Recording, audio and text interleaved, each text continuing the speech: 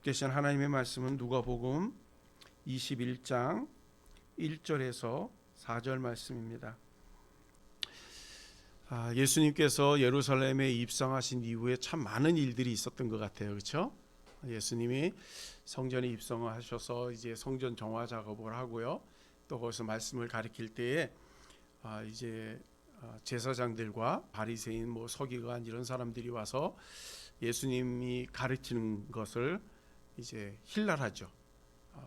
무슨 권세로, 누가 준 권세로 말씀을 가르치냐 하는 이야기도 하고요. 또 세금 문제도 얘기해요. 이 세금은 누구에게 바쳐야 되느냐고, 하나님 앞에 바치는 게 맞아요? 아니면 가이사에게 바치는 게 맞아요? 하고 질문도 하기도 하고요. 또 우리가 지난주에도 우리가 살펴본 것처럼 부활에 관한 이야기도 좀 질문하죠. 자, 이 세상에 부활이 있습니까? 하는 질문인 거예요. 그러면서 한 가정에 7명의 형제가 있는데 마지가 결혼을 해서 아이가 없이 죽으면 유대 전통에 따라서 어때요? 그 차자가 형수님과 함께하는 그런 계대 결혼을 하잖아요. 그런데 그렇게 해서 7명이 다 부인을 삼았는데 나중에 마지막도 아이를 낳지 못하고 죽었다면 먼 훗날 천국에서 만나게 되면 이 여인은 누구의 아내가 되겠냐고, 그런 질문을 하는 거예요.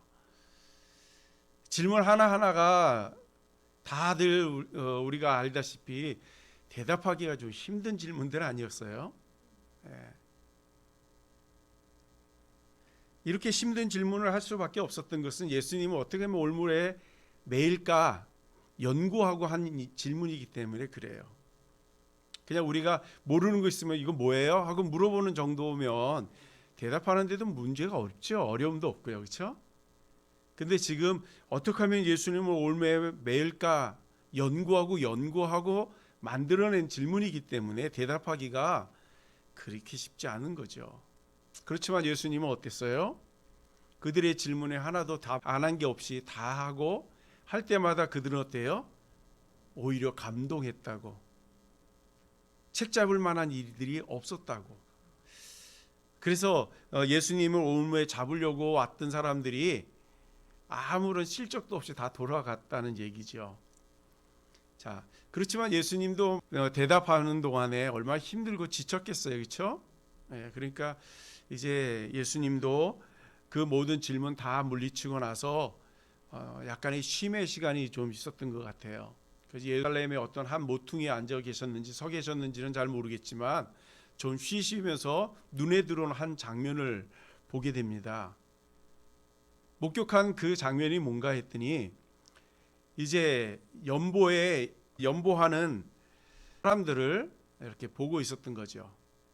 한 분류의 사람들은 부자들이었던 것 같아요. 오늘 본문에 보니까 부자들이 헌금하는 것을 봤대요. 그렇죠?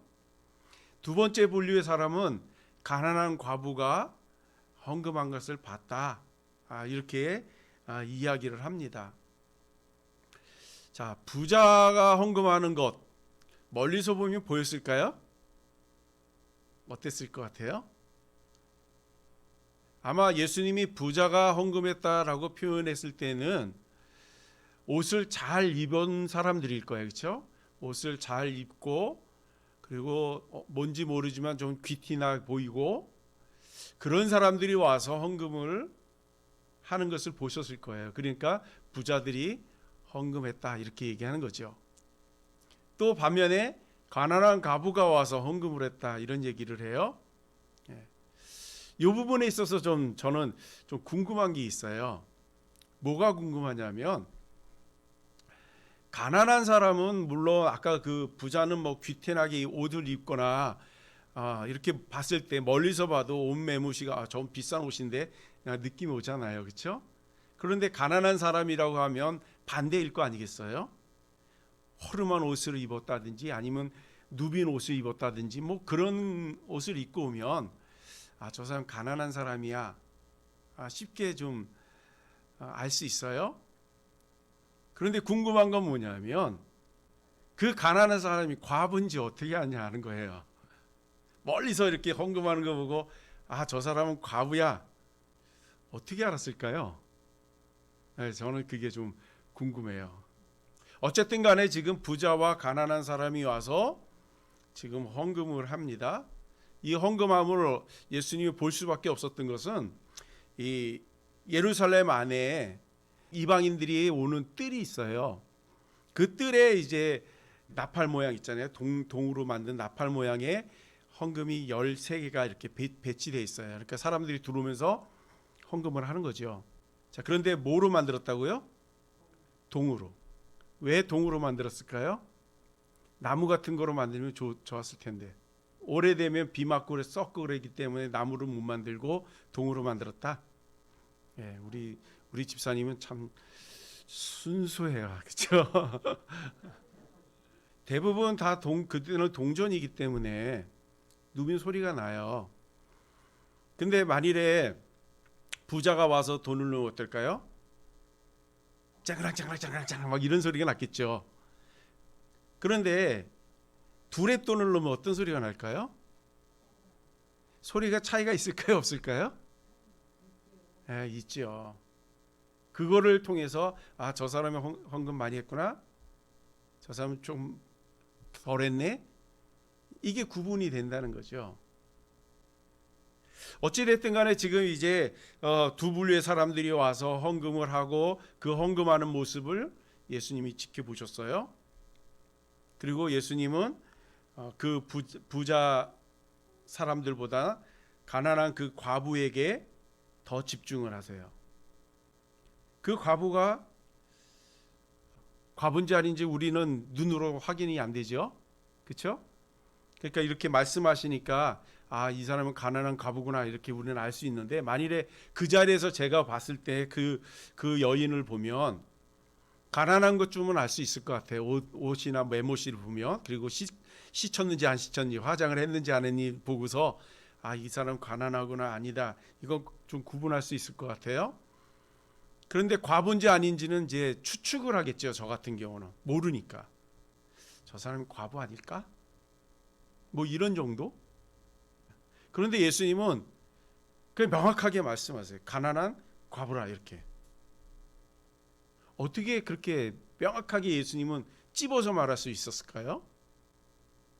성경에 보면 하나님은 사람을 볼 때 뭐로 본다 그러죠? 외모로 보신다 그랬나요? 네, 외모로 보시지 않으세요. 그 외모로 안 보면 뭐로 본다는 거예요? 중심을 보시는 거예요. 중심을. 그렇기 때문에 이 여인이 과부인지 아닌지 예수님은 명확하게 아시는 거죠. 외모를 보시는 게 아니라 그 내면을 보시기 때문에 그래요. 그리고 당대에는 과부들은 거의 사람 취급을 안 한다고 우리가 이렇게 배워왔잖아요. 그렇죠? 그러다 보니까 이 사람이 어디 가서 일을 하고 돈을 벌 수 있는 환경이 주어지지 않아요. 자, 그러면 이 사람이 어떻게 먹고 살 수가 있을까요? 수급자니까는 정부에서 다 해결해 줄까요? 그때는 그런 것도 없었잖아요. 그렇죠. 먹고 살려고 그러면 추측을 하는 거예요. 또 어떻게 추측하냐면 이 여인이 과부기 때문에 일을 못해요.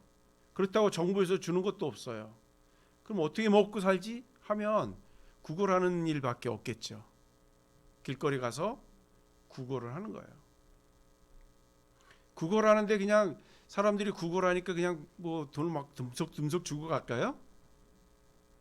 아, 그렇지 않겠죠. 막 비웃기도 하고 냉정하게 못 본 척도 하고 또 어떤 사람들은 와서 막 시비 걸고 막 거기 못 있게 하기도 하고 막 하겠죠.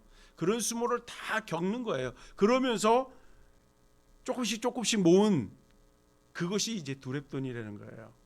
그런데 그 두렙돈이 얼마큼 귀한 거였냐면 하루 젊은 사람이 일하면 받는 보수 있잖아요. 품삯. 그 품삯의 50분의 1이 두렙돈이래요. 예를 들어서 아르바이트 하는데 1시간이 만 원이 시급 만 원이라고 만 원 준다 그랬잖아요. 그렇죠? 만 원 잡고 50분의 1이면 얼마예요? 한 200원 되나요? 그 정도 되는 거죠. 자, 돈을 가지고 그 돈이 이 여인에게는 그래도 큰 돈이었던 거죠. 어렵게 했는데, 그런데 이거를 지금 헌금함에다 넣는다는 거예요. 사람들이 들었을 때는 보잘것없네 이럴지 모르겠지만 예수님 보시기에는 그 모습이 귀하게 보셨던 거죠. 어떤 사람들에게는 하찮은 건데 어떤 사람에게는 그건 굉장히 큰 것일 수 있는 거예요. 몇 년 전에 제가 이렇게 그 다큐멘터리 어떤 할아버지의 삶을 이렇게 그려놓은 그 다큐멘터리가 있었어요. 그 할아버지에 대한 이야기가 쭉 나와 있는데 그 할아버지 내용이 이거예요. 할아버지가 두 다리를 못 써요. 다리는 있는데 장애라서 걷지를 못하게 휠체어를 타야 되는 그런 분이에요. 그런데도 불구하고 눈이 오나 비가 오나 늘 이 트럭을 몰고 다녀요. 트럭을 몰고 다니면서 고물 같은 거 주워요. 고물 같은 걸 주워서 파는 거예요. 그랬더니 하루에 어떨 때는 6,000원, 어떨 때는 8,000원 그 정도 벌어요. 그러니까 난 기름값이 어떻게 나오는지는 잘 모르겠는데 어쨌든 간에 그 트럭을 몰고 다니면서 고물을 주워서 파는데 하루에 6,000원에서 8,000원인 거예요. 그런데 그거를 갖다가 이제 그 다큐멘터리 찍는 기자가 옆에서 물어요. 할아버지 몸도 성하지 않은데 이 일을 왜 하시냐고, 안 하시면 안 돼요 이렇게 물어봤어요. 할아버지 대답이 그래요. 주변에 나보러 하지 말라는 사람 너무 많다는 거예요. 왜 하냐고, 힘들게 몸도 안 좋으면서 이렇게 물었어요. 그러니까 이 할아버지가 이런 얘기를 하세요. 이거 다 모으면 한 1년이면 한 150만 원 정도 된대요. 그러면 이 150만 원을 가지고 나보다 더 안 좋은 아이들이 있대요. 팔을 아예 못 쓰고 발이 없는 애들. 이런 애들을 돕기 위해서 그 일을 쉬면 안 된다는 거예요. 그러면서 그 차를 몰고 다니면서 그 고물을 줍는 거예요. 자, 이렇게 모은 돈, 하나님 앞에 드리는 헌금은 아니지만 이렇게 모은 돈을 가지고 자기를 위해서 쓰는 게 아니라 자기보다 더 힘든 아이들을 위해서 쓴다고. 그 할아버지가 62세인가 그렇더라고요. 그때 나이 62세니까 지금 한 70살 되지 않았나 싶은데 어쨌든 간에 그래요. 이 할아버지가 예수를 믿었는지 안 믿었는지 잘 모르지만 그 150만 원이 어찌 보면 오늘 본문에 나오는 이 가난한 과부의 두랩돈 같이 그 돈을 쓰고 있는 것은 아닌지 그런 생각을 좀 해봅니다. 어떤 사람들에게 150만 원이 크지 않을 수 있을지 몰라요, 그렇죠? 그러나 그것 수혜를 받는 어린 아이들한테는 얼마나 큰 돈이겠어요, 그게요. 그리고 얼마나 또 고맙겠어요, 그걸 받는 애들이. 감사해야 하지 않겠어요? 이 여인에게 이 두랩돈은 어마어마하게 큰 돈인 거예요. 예수님이 그거를 대변해서 말씀을 하시는데요. 3절에 보니까 이르시되 내가 참으로 너희에게 말하노니 이 가난한 과부가 다른 사람보다 많이 했다, 이렇게 얘기합니다. 그러면서 4절에 뭐라고 얘기하죠? 그들은 그 풍족한 중에서 헌금을 넣었거니와 이 과부는 그 가난한 중에서 자기가 가지고 있는 생활비 전부를 넣은 거라고 이렇게 말씀하세요. 자, 가난한 과부의 두랩돈이 전부예요. 그게 일반 하루 품삯의 50분의 1이에요. 자, 그 돈이 얼마나 큰 돈일까요? 그렇게 큰 돈 아니죠. 그런데 왜 예수님은 정말 부자가 만 원을 넣었는지 10만 원을 넣었는지 100만 원을 넣었는지 몰라요, 그렇죠? 그 돈이 더 큰 돈 아니에요? 근데 왜 예수님께서 지금 이 부자가 넣은 돈이 적다는 말을 하지 않아요, 여기서 예수님이요. 적다는 말은 우리가 하도 그렇게 들어서 적게 느껴지는 거지 결코 적은 돈 아니에요. 그분들도 최선을 다해서 하는 거예요. 그런데 우리 시각과 예수님의 시각이 좀 달라요. 어떻게 다르냐면 예수님은 양을 보시지 않는다는 거예요. 양을. 우리는 양을 보거든요. 100만 원은 2,000원보다 크다. 그런 거죠. 그래서 우리는 자꾸 숫자를 가지고 숫자 놀이를 하면 뭐가 크고 뭐가 작은 걸 알아요. 그리고 큰 거를 크다고 얘기하고 싶어 해요. 그렇지만 예수님은 때로는 숫자도 얘기하시지만 때로는 숫자의 그 노름보다는 질에 관한 이야기를 좀 할 때가 있어요.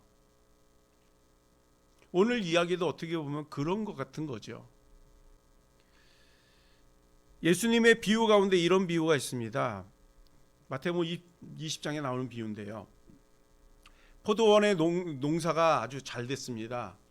근데 일손이 부족해요. 그래서 내일 포도밭에 사람들을 좀 데리고 와야지 하고 부자가 시장에 나갑니다. 그리고 시장에 아침 일찍 나가가지고 젊은 사람들이 있어가지고 그 사람들한테 얘기를 하죠. 오늘 우리 포도밭에서 일하면 내가 한 데나리온을 주겠다. 일할 수 있겠냐. 그랬더니 젊은이들이 어때요? 좋다고. 그리고 약속을 하고 그 사람들이 포도밭을 갑니다. 그리고 일을 해요. 그런데 주인이 이렇게 봤을 때에 이 사람 가지고는 지금 일이 다 끝날 것 같지 않아요. 그래서 또 일을 하고 있는 중에 이제 시장에 또 나갑니다. 그런데 거기에 또 사람들이 있어요. 그래서 그 사람들에게 이야기합니다. 오늘 우리 포도밭에서 일하자고. 그러면 한 데나리온 주겠다고. 그리고 사람들을 또 데리고 갔어요. 그렇게 하다 보니까 6시, 9시, 10시 사람들을 계속 데리고 온 거예요. 자, 이 주인이 이제 하루 일당을 쳐줄 때가 됐어요. 일을 마치고 이제 하루 일당을 나눠주는데 처음 온 사람부터 주고 보내면 참 좋은데, 그렇죠? 근데 이 주인은 어떻게 거꾸로 늦게 온 사람부터 줍니다. 늦게 온 사람한테 한 데나리온을 주는 거예요. 그러니까 좀 제일 일찍 온 사람이 가만히 생각해 보니까 나는 새벽같이 왔고 저 사람은 얼마 일하지 않았으니까 저 사람 한 데나리온 줬으니까 나는 더 많이 줄 거야 라는 기대를 갖는 겁니다. 그렇지 않겠어요? 일을 많이 했는데. 그런데 그 사람이 다음 사람을 주는 걸 보니까 또 한 데나리온을 주는 거예요. 그 다음 사람을 주는데 또 한 데나리온을 주는 거예요.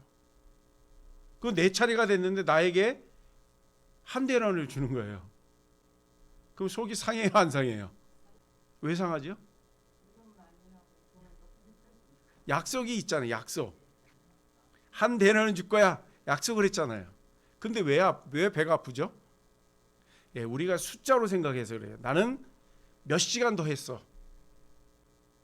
약속은 한 데나리온이면 한 데나리온만 받으면 되죠. 그런데 우리 생각은 그거예요. 나는 저 사람보다 더 일을 많이 했어. 더 열심히 했어.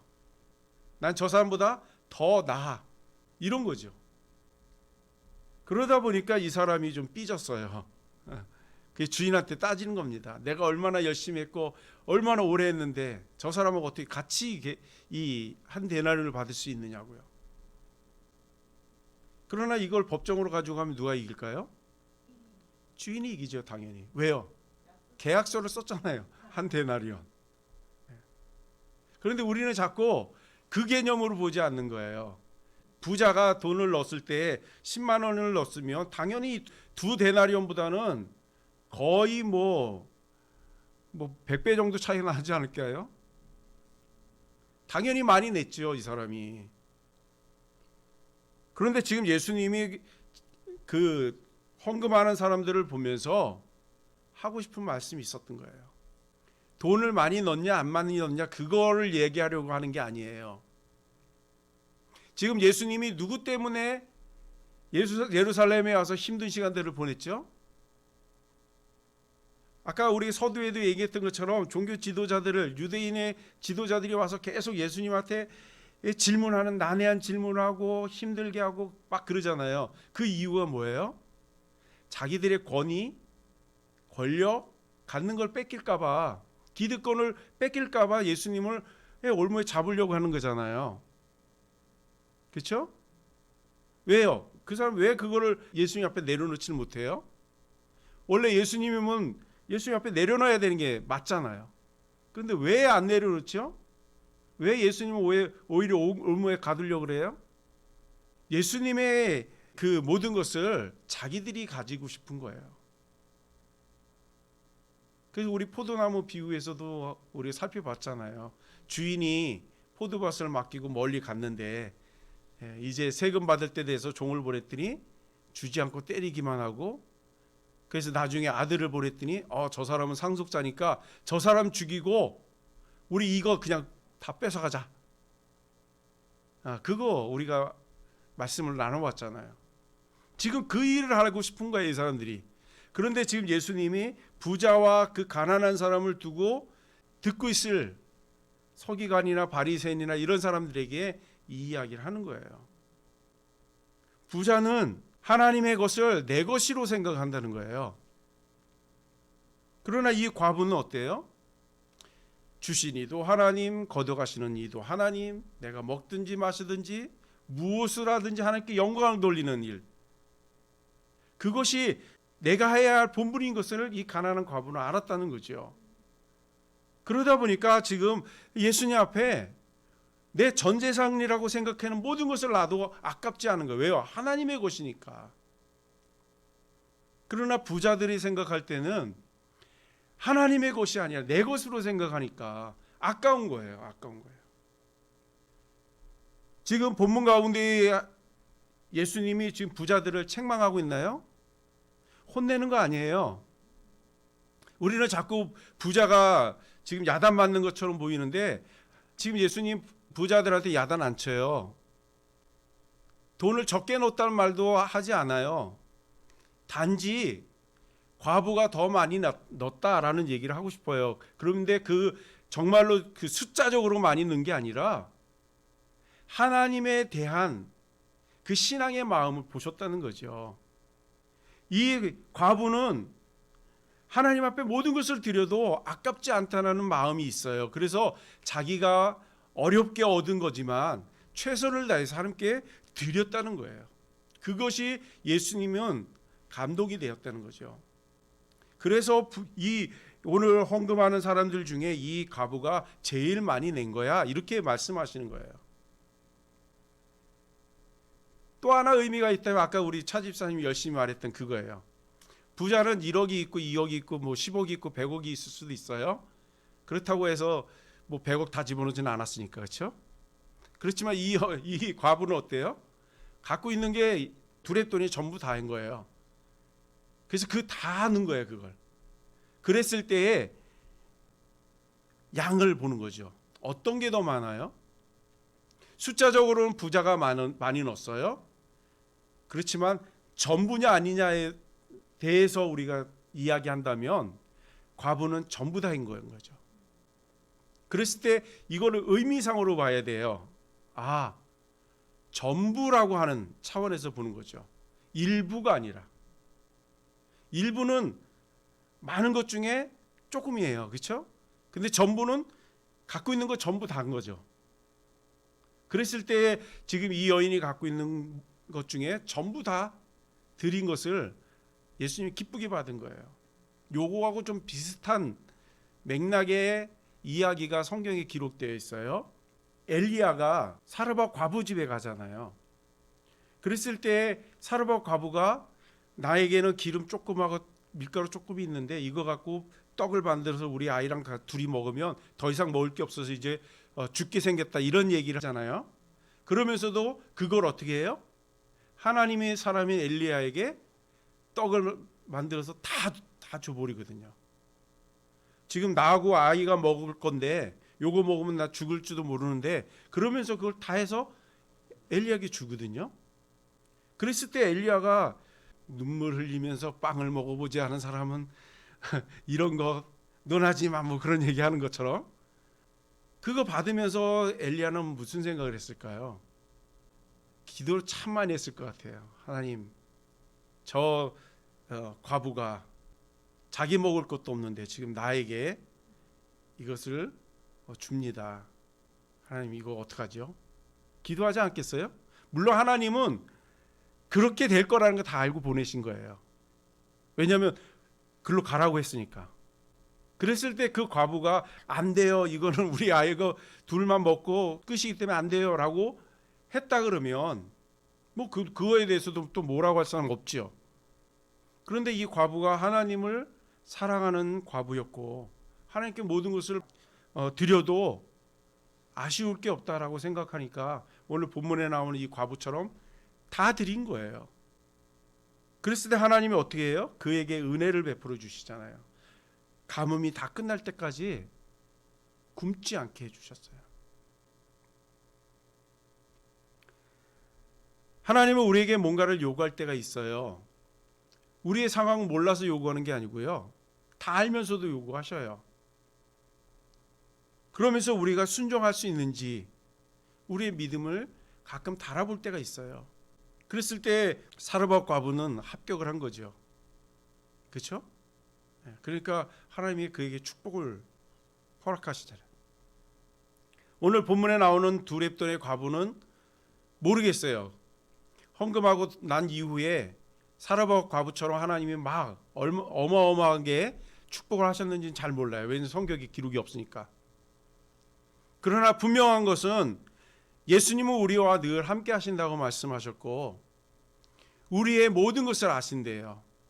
내가 지금 힘든지, 내가 외로운지, 아니면 내가 뭔가를 꿈꾸고 계획하고 있는지 아신대요. 그리고 우리가 하나님 앞에 기도할 때마다 하나님은 그것을 응답해 주시겠다고 얘기합니다. 그분은 우리를 너무나도 잘 아세요. 그래서 머리털부터 발끝까지 세신 바 되신다고 하잖아요. 그걸 우리 외모를 가지고 우리를 판단하는 것이 아니라 우리의 생각하는 모든 것들을 다 속속이 알기 때문에 그러신 거예요.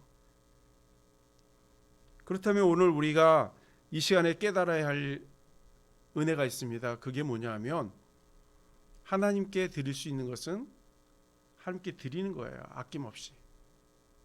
그럴 때 하나님께서는 그것을 받으시고 흔들어 넘치도록 우리에게 안겨주시는 것을 경험하게 될 줄로 믿습니다. 그래서 우리가 헌금에 대하면 이렇게 대해서 설교를 하거나 하면 많은 분들이 부담스러워해요. 특히 요즘같이 장사 안 되거나 코로나 때문에 밖에 못 나가고 뭐 이러면 돈이 마르잖아요. 이럴 때는 더더욱 그래요. 그러나 우리가 하나님이 정말 나의 모든 것이고 전부라고 고백할 수 있다면 이런 부분에 있어서도 우리가 낙심하거나 상처 입는 일이 없기를 소망합니다. 하나님은 많이 내고 적게 내고 그거에 연연하지 않아요. 아까도 우리가 살펴본 것처럼 숫자의 개념에 이렇게 민감하지 않으세요. 그렇지만 하나님은 분명한 건 있어요. 그게 뭐냐면 네가 나를 사랑하느냐 하는 질문이에요. 네가 나를 사랑하느냐? 네가 나를 사랑하느냐? 예, 베드로에게 이렇게 3번이나 질문한 것처럼 우리에게 똑같은 질문을 하신다는 거예요. 그랬을 때 제가 하나님 사랑합니다 라고 한다면 우리의 삶 가운데서도 사랑한다라고 하는 표현들이 나타나야 된다는 거예요. 그것을 하나님이 기뻐하신다는 거죠. 지금 내가 하나님 사랑합니다 라고 하면서도 하나님에게 드리는 것이 아까운 거예요. 헌금뿐 아니라 시간을 드려라 그러면 시간이 아깝고 뭘 해라 그러면 그것도 아깝고 그러면 그게 하나님을 사랑하느냐 하는 부분에서 다시 한번 생각해 볼 필요가 있다는 거죠. 나는 하나님의 일 전혀 하지 않아요. 그런데 네가 나를 사랑해 그러면 그때마다 내가 사랑합니다. 그런다면 정말 사랑하는 거 맞을까요? 지금 헌금이라는 이야기를 통해서 지금 예수님이 우리에게 하고 싶은 말씀이 바로 그거예요. 네가 날 사랑하느냐? 사랑한다면 그 사랑하는 거에 대한 모습을 우리에게 나에게 좀 보여줘봐 하고 이야기하는 겁니다.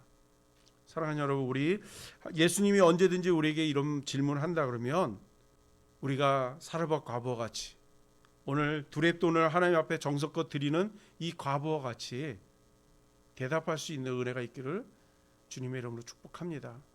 기도하겠습니다.